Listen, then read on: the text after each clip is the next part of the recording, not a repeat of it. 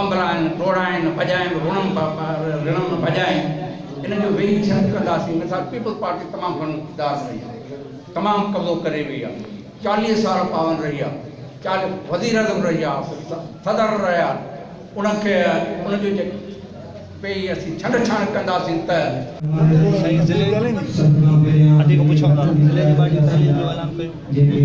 दिल जे गहरनि सां मुबारकबाद ॾियां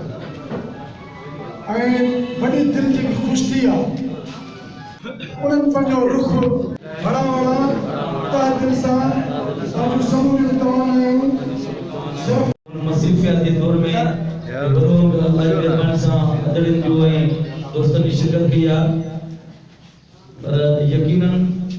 अञा हज़ारे माण्हू तरक़ी पसंद पार्टी आहे जेकी छॾे असां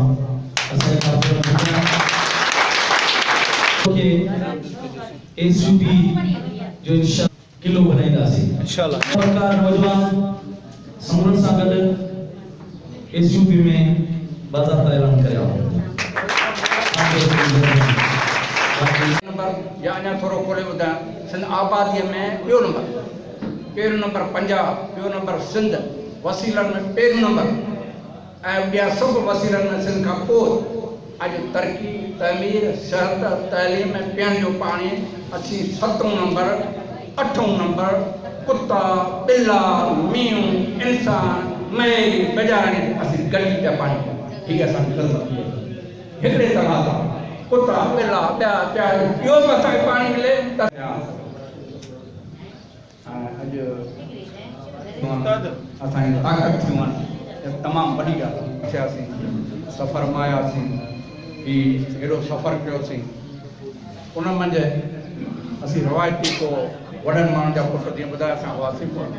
असीं साईं यंगसद खां मुतासिर थियासीं। साईं यंगसद कमु तमामु ॾुखियो, क़ौमी सफ़र ॾुखियो, उन में किरी पियासीं। तो दोस्त ने पुछे पियो हिन दुनिया में ॾिॼी ख़ौफ़ में हलण लाइ पोइ 17 साल मिलिया, अॻे त पक सुका ई सुका लोहा, 40 साल त सुका ई सुका लोहा। त हिन क़ौमी तहरीक हिन क़ौमी काफ़िले खे हरवसत ऐं हर 5 साल हुकुरान कॾहिं मुस्लिम लीग कॾहिं काउंसिल मुस्लिम लीग, हाणे माशाअल्लाह वरी PTI खणी आया